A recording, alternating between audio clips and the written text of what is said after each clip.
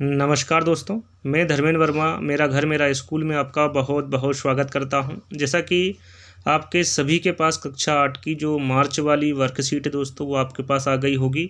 आज हम इसका हल देखेंगे। जैसे मैं आपको बताऊंगा, आपको वैसे वैसे आपकी जो वर्कशीट है उसको भरना है, आराम से लिखना है और वीडियो को पुश करना है, फिर आपको लिखना है। तो शुरू करते हैं। शुरू करने से पहले आपको वीडियो को लाइक करना है, शेयर करना है और चैनल को सब्सक्राइब कर लेना है। सबसे पहले आपको यहाँ पर आपका नाम लिखना है, फिर आपके पिताजी का नाम लिखना है, आपकी साला कौन सी है और आप किस कक्षा में पढ़ते हैं, ये आपको यहाँ पर लिखना है। उसके बाद आपको शुरुआत करना है कि आपको यहाँ पर देखिए हल करना है। सभी प्रश्न हल करना आपको अनिवार्य है। तो यहाँ पर पहला प्रश्न दिया गया है कि वसीयतनामे का रहस्य पाठ के आधार पर बताइए कि वसीयतनामे का कारण क्या विवाद पैदा हो गया था, महाराजा ने इसका समाधान कैसे किया था। पहले आपको कारण बताना है, उसके बाद उसका समाधान बताना है। तो आपको यहाँ पर देखिए उत्तर में क्या लिखना है कि झगड़े का कारण चारों भाई जायदाद के बंटवारों को लेकर झगड़ रहे थे। जायदाद के 3 हिस्से थे और हिस्सेदार कितने थे? 4 थे। हिस्से को 4 भाइयों में किस प्रकार विभाजित किया जाए, इसी बात का झगड़ा था। और अब समस्या का निदान महाराजा ने, जो राजा थे, उन्होंने कैसा किया? तो यहाँ पर समस्या का निदान राजा ने अपनी बुद्धिमानी से वसीयत को 3 बराबर हिस्सों में बांट दिया और जो चौथा भाई था, जो लालची भाई था, उसको जेल में डाल दिया। ये उत्तर आपकी वर्कशीट में आप लिख लेना है। जैसा जैसा यहाँ पर आपके सामने लिखा हुआ है वैसा वैसा ही आपको आपकी वर्कशीट में उतार लेना है। तो यहाँ पर दूसरा प्रश्न पूछा गया है कि धाये विशाल कराल कर्मठ भालू काल समातते मानव सपच्छ उड़ाही भूधर ब्रद नाना बानते। ये एक पंक्ति है, आपको इस पंक्ति में कौन सा अलंकार है लिखना है। तो यहाँ पर आप उत्तर में लिखेंगे उपमा अलंकार। यहाँ पर उपमा अलंकार आपकी वर्कशीट में आप लिखेंगे। दूसरा प्रश्न पूछा गया है दोनों पंक्तियों में कौन सा अलंकार, जो पंक्तियाँ दी गई है इसमें आपको अलंकार बताना है क्या है। तो यहाँ पर आपका राइट आंसर होगा, या फिर आप यहाँ पर वर्कशीट में लिखेंगे रूपक अलंकार।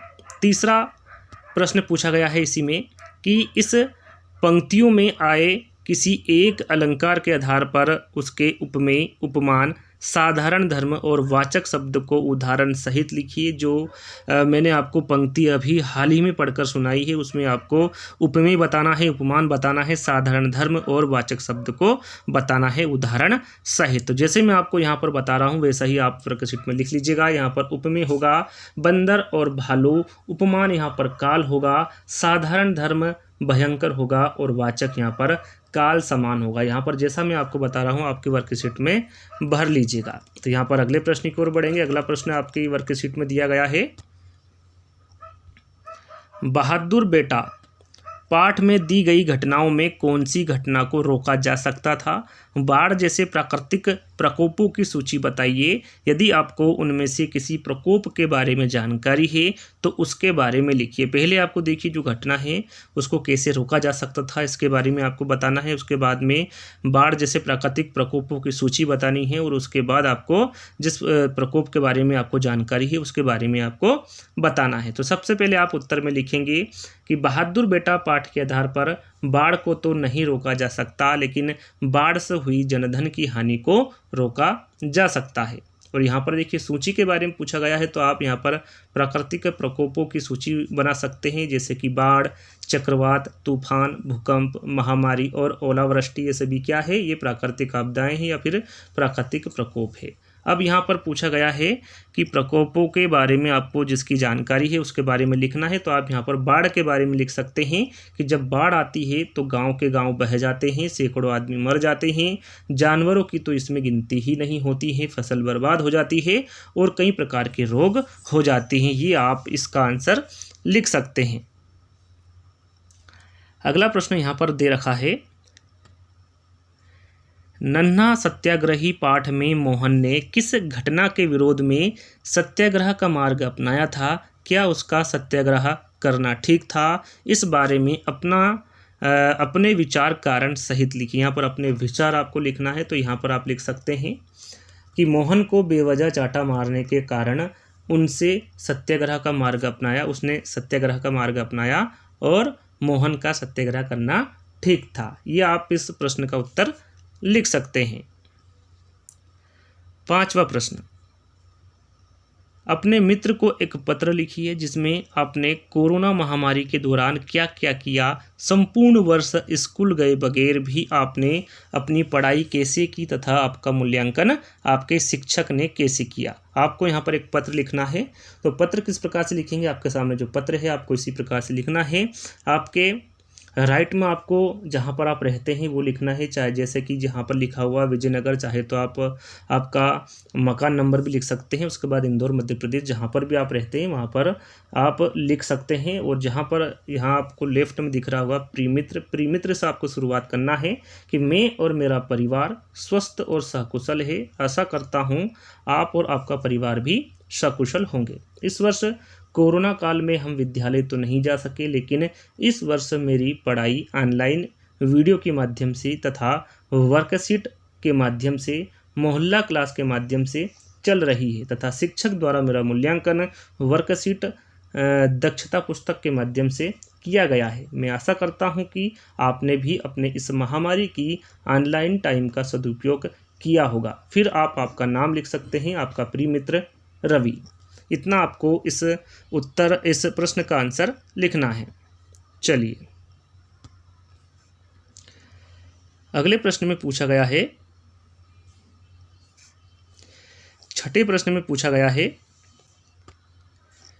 पक्षी विशेषज्ञ सालिम अली के पास कॉलेज की डिग्री नहीं थी, पर वे कौन से कारण थे जिन्होंने उन्हें असाधारण पक्षी विज्ञानी बनाया। उनके गुणों और घटनाओं के बारे में आपको स्पष्ट करना है। तो यहाँ पर आप आंसर जैसा यहाँ पर आपके सामने दिख रहा है वैसा का वैसा आपको आपकी वर्कशीट में भर देना है कि सालिम अली के पास कॉलेज की डिग्री नहीं थी, परंतु दूसरे गुणों ने उन्हें असाधारण व्यक्ति बना दिया। वे बीज गणित से बहुत डरते थे। उन्होंने पढ़ाई छोड़ दी और बर्मा म्यांमार चले गए। बर्मा में इनके बड़े भाई रहते थे। वे वहाँ बुलफ्रेम की माइनिंग का काम करते थे। सालिम को माइनिंग के काम में भी सफलता नहीं मिली। वे वहाँ पक्षियों की खोज करने लगे। वहाँ से लौटकर प्राणी शास्त्र में एक कोर्स कर लिया और बॉम्बे नेचुरल हिस्ट्री सोसाइटी के अजायब घर में गार्ड नियुक्त हो गए।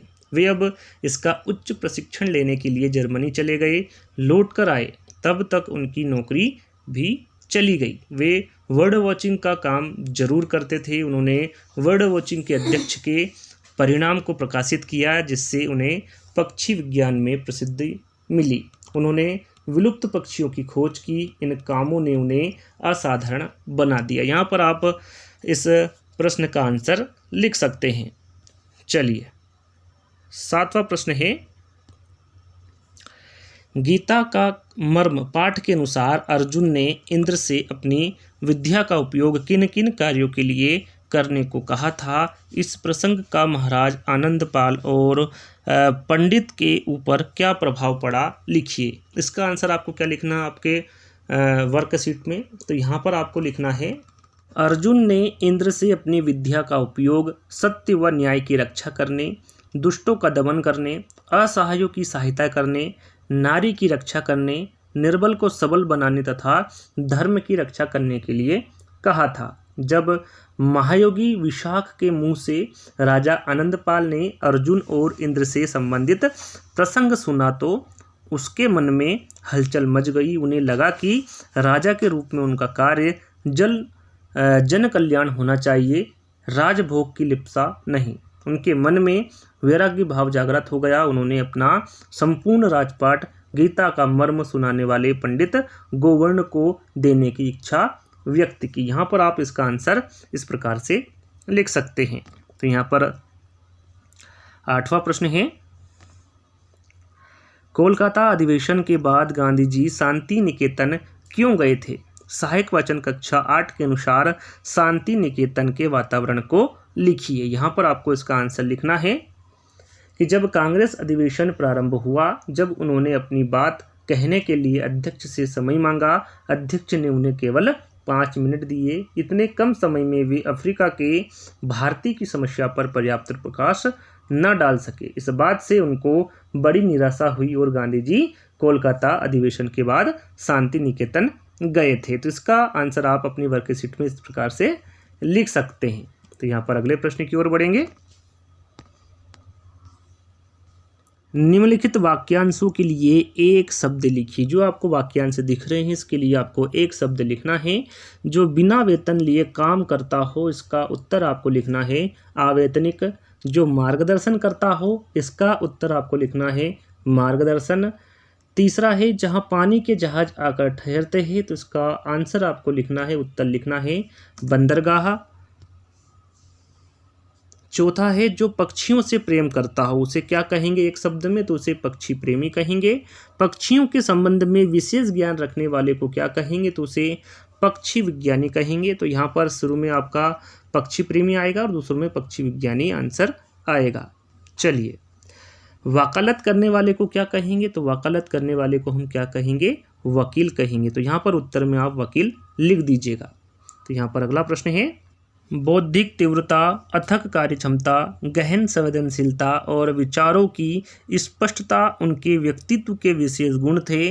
उनकी बहुमुखी प्रतिमा, उर्वर मेधा शक्ति, उत्कृष्ट विवेकशीलता और कठिन परिश्रम ने उन्हें न्यायविद, विधिवेत्ता, शिक्षा शास्त्री, दार्शनिक, राजनीतिज्ञ, अर्थशास्त्री, कवि, उपन्यासकार, निबंधकार, प्रखर वक्ता और राष्ट्रीय विभूति बनाया। अब यहाँ पर आपको आंसर देना है कि उपरोक्त पंक्तियाँ भाषा भारती कक्षा 8 के किस पाठ में किस महान व्यक्ति के बारे में कही गई है।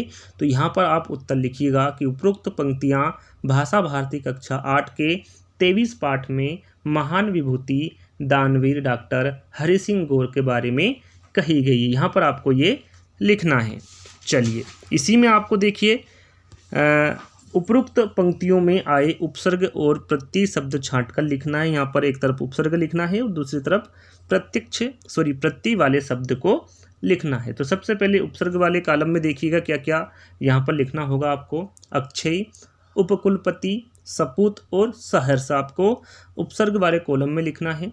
प्रत्यय वाले शब्द का जो कॉलम है इसमें आपको सफलता, दूरदर्शिता, ऐतिहासिक और कार्यक्षमता को लिख देना है।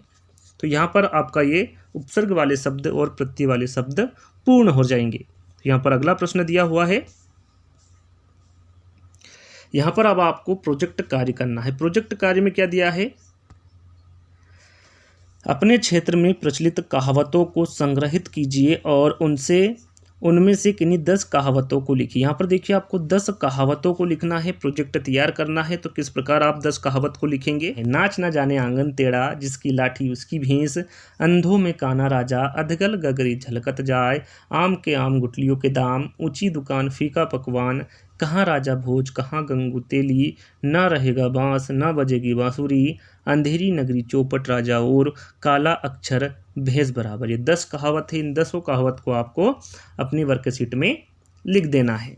तो यहाँ पर अगला जो प्रोजेक्ट है इसमें आपको क्या करना है, किसी कहावत को लेना है और मुहावरे से जुड़ी कोई कहानी या घटना पता कर उसे संक्षिप्त में हिंदी या फिर क्षेत्रीय भाषा में आपको लिखना है। तो हम यहाँ पर देखिए जो 10 आपको कहावत बताई उसमें पहली ही कहावत हम ले लेते हैं, नाच ना जाने आंगन टेढ़ा। तो आपने एक अहंकारी लोमड़ी की कहानी तो सुनी होगी। एक समय की बात है, एक अहंकारी लोमड़ी थी। एक दिन वहाँ अपने रिश्तेदार से मिलने गई जो पास के ही गाँव में रहती थी। वहाँ चलती गई लेकिन कुछ दूर चलने के बाद वहाँ थक गई और उसे भूख और प्यास भी लगने लगी। वहाँ सोचने लगी कि काश मुझे कुछ खाने को मिल जाता।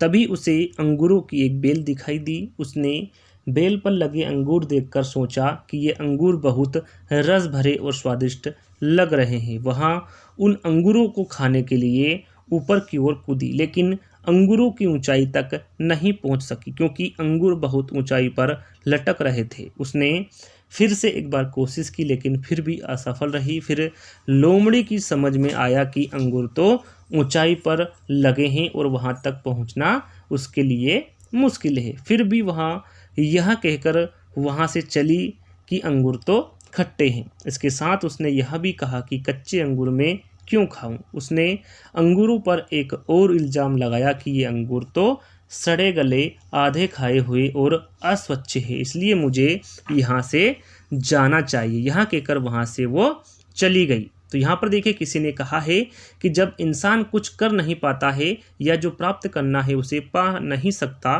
तो वह कहता है कि नाच न जाने आंगन टेढ़ा। लोमड़ी अंगूर ना खा सकी इसलिए उसने अंगूरों को ही दोष दिया कि वे खट्टे हैं। इसके साथ यहाँ भी आरोप लगाया कि अंगूर अस्वस्थ है। तो यहाँ पर इस वर्कशीट में आप इसको लिख सकते हैं। तो आज की जो कक्षा 8 की वर्कशीट है हिंदी की, उसके यहीं पर जो प्रश्न है समाप्त होते हैं। तो आज का वीडियो आपको कैसा लगा आपको कमेंट्स के माध्यम से बताना है। आगे भी ऐसे ही दोस्तों हिंदी के और आगे जो सब्जेक्ट है 8वीं के, चाहे वो 7वीं हो, 6ठी हो, 5वीं हो, 4थी हो, 3री हो, सभी की आपको वर्कशीट आपको कुछ ही समय में मिल जाएगी। तो हमारे चैनल के साथ बने रहने के लिए धन्यवाद।